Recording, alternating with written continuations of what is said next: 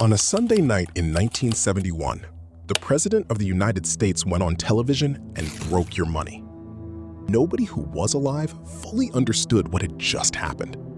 The journalists did not. The economists did not. The people sitting at home watching their Sunday program before Nixon cut in and ruined their evening definitely did not. But here is what happened in the weeks, months, and years after that broadcast.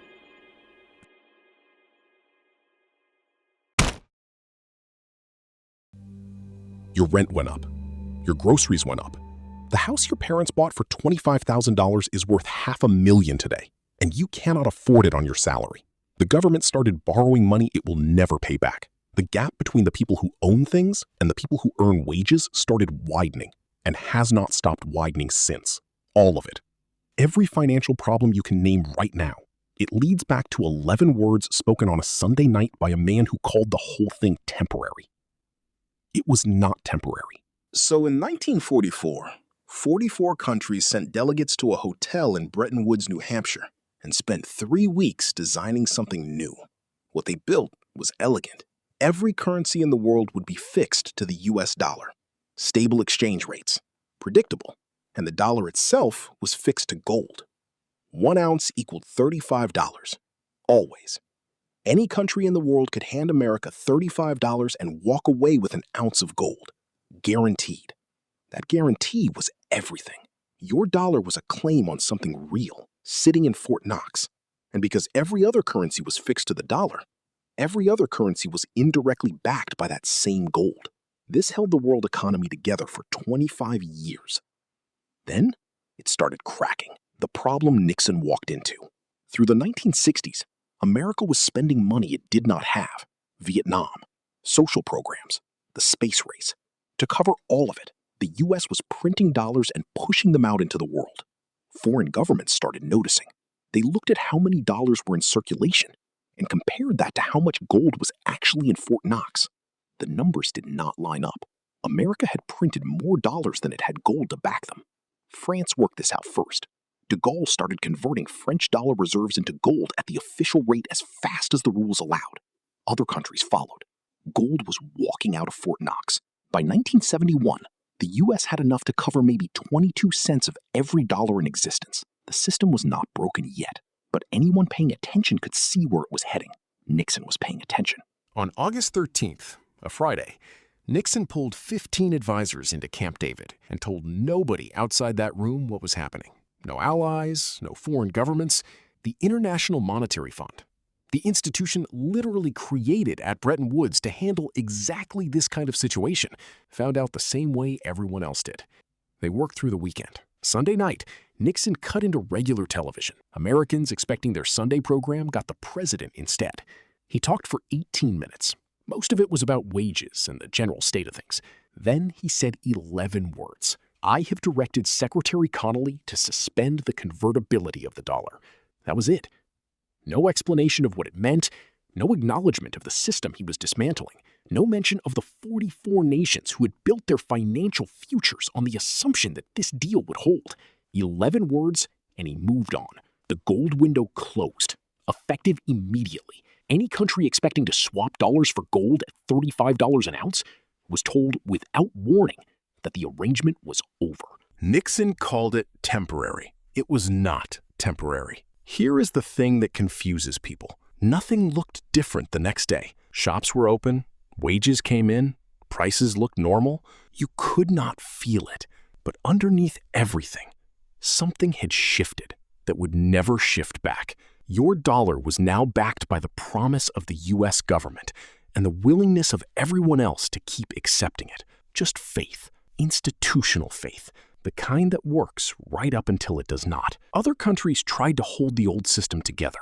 Within 2 years, every major currency had abandoned its fixed rate. The whole world moved from money anchored to something real to money floating freely, its value determined by confidence and politics and whatever the market felt like that day. And in that shift, governments got something they had never had before, the ability to create money from nothing. Under the gold standard, Creating money meant finding gold first. You could not just print more dollars, because more dollars meant needing more gold to back them. Gold supply grew slowly. So the money supply could only grow roughly as fast as the real economy. Governments hated that limit, but it was real, and it was hard. After 1971, the limit was gone. A government that needed money could tell its central bank to create it by typing a number into a ledger. The money existed because the government said it existed. And the consequences of that did not show up overnight. They showed up slowly, compounding over 50 years in ways that feel completely unconnected until you trace them back to one Sunday night. So let's trace them. In the decade before 1971, inflation in the U.S. averaged around 2% a year, normal, the kind of thing a healthy, growing economy produces. In the decade after, it averaged over 7%. In 1980, it hit 13.5. A dollar from 1971 buys what 40 cents buys today. When governments can create money freely, more money chases the same amount of goods and prices go up. The purchasing power of every dollar you hold quietly falls. Nobody takes it from you directly.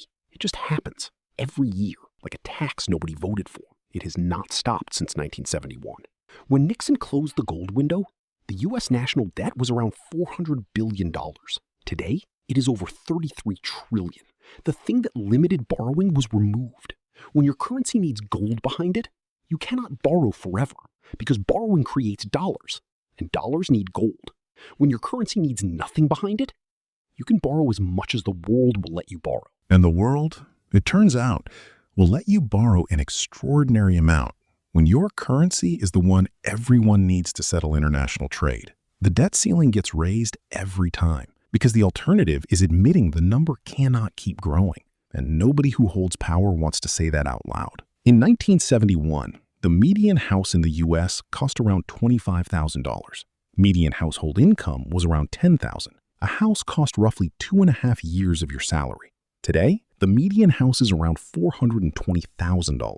Median household income is around $75,000. A house costs 5.5 years of your salary. And in any city you actually want to live in, the ratio is worse. Your parents bought a house on one income. You probably cannot. The houses did not get better. The dollars got cheaper. Assets with real value and limited supply went up in dollar terms as the dollar lost purchasing power.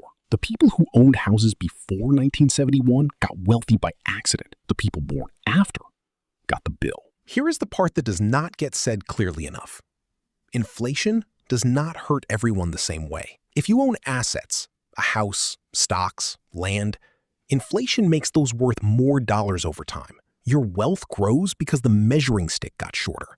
The dollar weakened and your assets, priced in dollars, went up. If you own a salary or a savings account, inflation shrinks what that money can actually do every year without anyone having to take anything from you directly.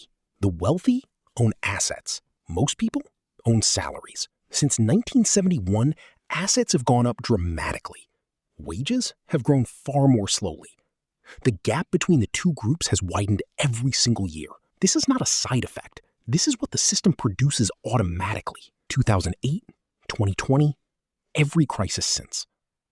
When the financial system collapsed in 2008, the Federal Reserve created over $2 trillion from nothing to stop it in weeks.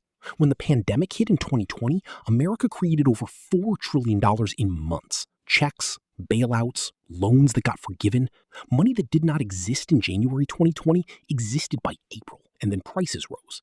You heard about supply chains and corporate greed and the war in Ukraine. All of those things were real. But the reason governments could respond to both crises by simply creating money, the reason that option existed at all, was a decision made on a Sunday night in 1971. The system did not break in 2008. It worked exactly the way it was designed to work after Nixon closed the gold window. Governments could create money when they needed it. The cost would be paid later, quietly, by everyone holding dollars. The question worth sitting with. Nixon called it temporary. His advisors said it was necessary. Some economists still defend it. Maybe they are right. Maybe the gold standard was too rigid. Maybe there was no version of that night where things went differently. But here is what you have now. 50 years of inflation that eroded what your wages can buy. A national debt that cannot be repaid. Asset prices growing faster than incomes in every developed country at the same time. A world where owning things makes you richer as the currency weakens, and earning wages leaves you falling further behind every year. The question is not what went wrong. The question is who it went right for. Because since August 15th, 1971, the answer to that has been exactly the same.